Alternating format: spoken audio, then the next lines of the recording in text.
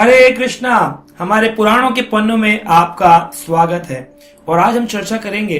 कई बार लोगों को बोलने पर भी लोग मदिरा पान यानी शराब पीना नहीं छोड़ते हैं।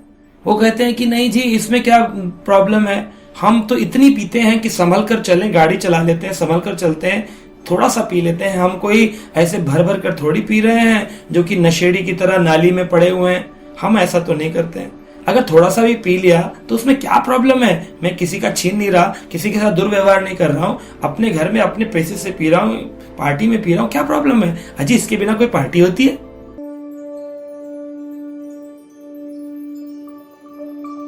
तो आइए सुनते हैं शास्त्र की क्या दृष्टि है।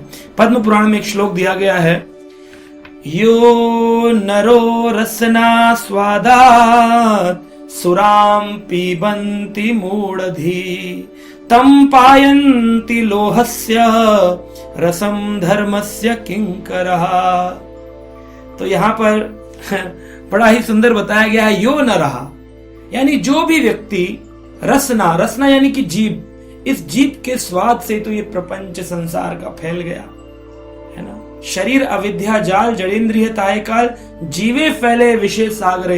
ये सारा का सारा संसार विषय सागर जो है इस जीव के कारण है। अगर जीव के स्वाद का व्यक्ति को ना हो तो व्यक्ति बहुत बड़ा भक्त बन सकता है। लेकिन रसना जो है, ये रसना जीवा, इसको रसना कहते हैं, इससे रस खींचती है संसार का और यही संसार में फंसा देती है। तो यो नरा रसना स्वाद, स्वाद के लिए कुछ तो होते हैं साधु जो भजन करते हैं, उनको कहते हैं साधु, साधक भजन करते हैं, चैंटिंग करते हैं, रीडिंग करते हैं, शास्त्र पढ़ते हैं, गीता पढ़ते हैं, भागवत पढ़ते हैं। और कुछ होते हैं स्वादु, मंदिर जाते हैं प्रसाद खाने के लिए, कह रहे जी लंगर का खाना खा के मजे आ जाते हैं, स्वाद बड़ा होता है। ये तुम स्वादु हो, साधु नहीं हो। तो स्वाद हो तो अगर कोई स्वाद के लिए सुराम पिबंती, अगर सुराम यानी कि मदिरा, संसार की जो सुरा है मदिरा, इसको अगर कोई व्यक्ति पीता है, शराब को, पिबती मूढ़धी, मूर्ख व्यक्ति है, मूढ़धी मूर्ख है वो व्यक्ति। क्यों मूर्ख है ये हम नहीं कह रहे हैं, इसको आप पर्सनली मत लीजिएगा, शास्त्र में लिखा है पद्म पुराण के अंदर। तम पश्यन्ति, अगर कोई व्यक्ति ऐसे पी लेता है तो क्या होता है, तम पश्यन्ति पायन्ति लोहस्य, उसको क्या प्राप्त होता है, एक नरक है। उस नरक का नाम है लोह रस नरक। तो यहां बोल रहे हैं तम पायन्ति लोहस्य, उसको नरक प्राप्त होता है जिसका नाम है लोह रस। अब कहेंगे लोह रस ये कैसा नरक है। हमारे पृथ्वी की सृष्टि में, ब्रह्मांड की सृष्टि में, जैसे किसी भी जगह की सृष्टि करें तो उसमें एक कैद होती है, कोई भी सिटी बने तो उसमें एक थाना होता है, एक जेल होती है। ऐसे ही नरक दंड देने का स्थान है। जो भी व्यक्ति संसार में गड़बड़ करता है उनको नरक में ले जाकर दंडित किया जाता है। तो यतम पायन्ति क्या मिलता है उसको, लोहस्य, लोह रस नामक नरक प्राप्त होता है। एक एक पाप का अलग अलग प्रकार के सेल हैं। ऐसा नहीं है कि एक ही नरक है, नरक नाम का, ऐसा नहीं है।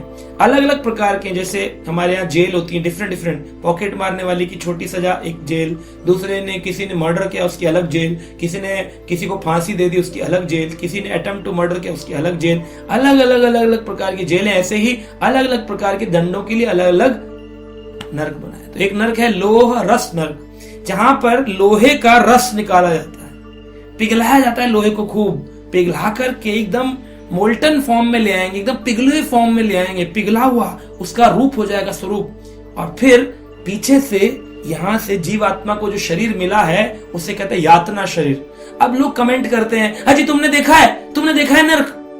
अरे आपने तो अमेरिका भी नहीं देखा है, बहुत सारे लोगों ने, तो है नहीं क्या? आपने तो बरमुडा ट्रायंगल भी नहीं देखा है, तो है नहीं क्या? तो ये थोड़ी है जो आपने देखा नहीं है, आपने तो माइक्रोस्कोप से कभी दही के अंदर कीड़े भी नहीं देखे, तो क्या नहीं है क्या? तो इस तरह से जो दिखता नहीं है जरूरी नहीं कि वो है नहीं, शास्त्र की दृष्टि है।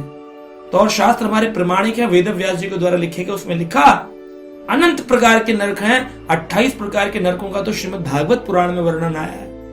तो कई प्रकार के कर्मों के दंड देने के लिए जाते हैं। तो लोह रस में जीवात्मा को एक शरीर मिलता है। लोग कहते हैं जी शरीर तो यही छूट गया, फिर दंड कैसे मिलता है? आत्मा तो छोटी सी होती है, सूक्ष्म होती है। आत्मा को दंड देने के लिए एक नया शरीर मिलता है, इसका नाम है यातना शरीर। उस शरीर में रख करके दंड दिया जाएगा। और शरीर ऐसा है जैसे अगर अभी यहां दंड मिले तो खून निकलेगा, आदमी मर जाएगा, लेकिन वहां मरता भी नहीं है। दंड का अनुभव होता है। क्यों? क्योंकि जीव आत्मा जो है, सच्चिदानंद आत्मा, उसके ऊपर कवरिंग है मन बुद्धि अहंकार की। कष्ट होता है 100 गुना। मान लो यहां कोई थप्पड़ मारे तो एक दर्द होगा, वहां मारे तो 100 गुना ज्यादा दर्द होगा। इसलिए दर्द दिया जाए, दंड दिया जाता है कि जीव आत्मा गलत काम करने से रुक जाए, रिफॉर्म हो जाए। दंड के पीछे पर्पस होता है रिफॉर्म हो जाए, बदलाव आए, परिवर्तन आए। जेल होते हैं, वहां पे कैदी को दंड दिया जाता है ताकि आगे जाकर ये गलत काम ना करे। तो उसको पकड़कर जीवात्मा को पकड़ लेंगे और फिर उसके लोह रस, लोहे का जो पिघला हुआ है वो गले में डालेंगे। तड़पेगा, चिल्लाएगा, ये क्या हो रहा है, मुझे छोड़ दो, जल रहा हूं मैं। मरेगा भी नहीं, क्योंकि यातना शरीर मिला ही यातना देने के लिए। तो इस प्रकार से लोहस्य रसम, उसको रस, लोह रस नामक नरक प्राप्त होगा। धर्मस्य किंकर, धर्मस्य किंकर, किंकर मतलब होता है दास।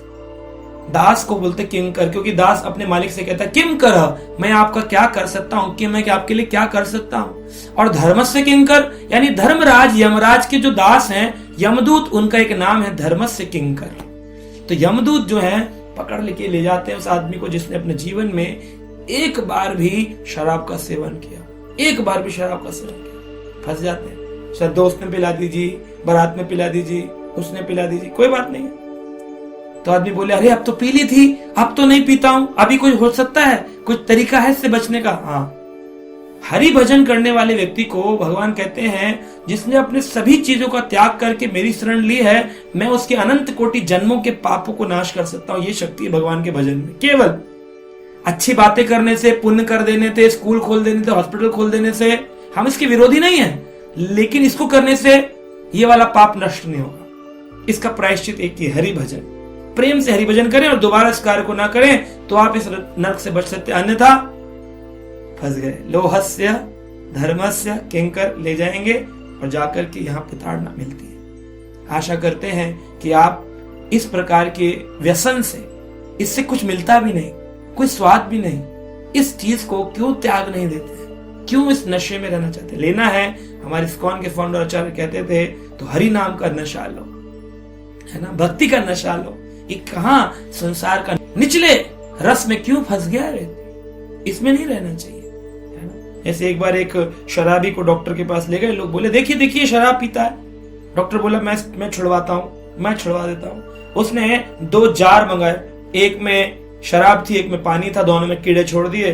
बोला देखो, एक जो पानी वाला कीड़ा है वो तैरता रहा और शराब वाला धीरे धीरे धीरे धीरे बेहोश हो गया। बोले तुम्हें क्या समझ में आया? अब डॉक्टर समझाना चाहते थे कि शराब पियोगे तो तुम्हारे ऐसे ही नाश हो जाएगा, पानी पीते रहोगे तो तुम जीवित रहोगे। तो वो क्या समझा? वो बोला जी मैं समझ गया हूं डॉक्टर, जो शराब पीते हैं उनके पेट के कीड़े मर जाते हैं। ऐसा उसका परसेप्शन था, उसका भाव था। तो इस तरह से लोग नशा करने के लिए नए नए सिद्धांत बनाते हैं अपने, कि जी मैं नहीं पीता हूं, ये तो दोष गाड़ी का है। बोले गाड़ी का क्यों? बोले मैं अपने मित्र के लिए ले जा रहा था शराब और पीछे से एक कार बोल रही थी पी पी पी, मैंने पी ली। इस तरह के झूमती बोतल है, मैं नहीं झूमता। ऐसे कई सारे सिद्धांत लोगों ने, संसार के लोगों ने बनाए कि मदिरालय में मधुशाला के भाव में रहना चाहिए। मंदिर मस्जिद जो है ना वो बैर करा देते हैं, लेकिन एक करा देती है मधुशाला। शराबी को ऐसे सिद्धांत बना लिए लोगों ने शराब पीने के। लेकिन शास्त्र इस बात का प्रमाण देता है कि जितने भी आप कविता बनाओ, जितना भी कुछ करोगे, आप जाओगे लोहरस नामक नरक में। एक ही तरीका है बचने का, हरि भजन। हरे कृष्ण।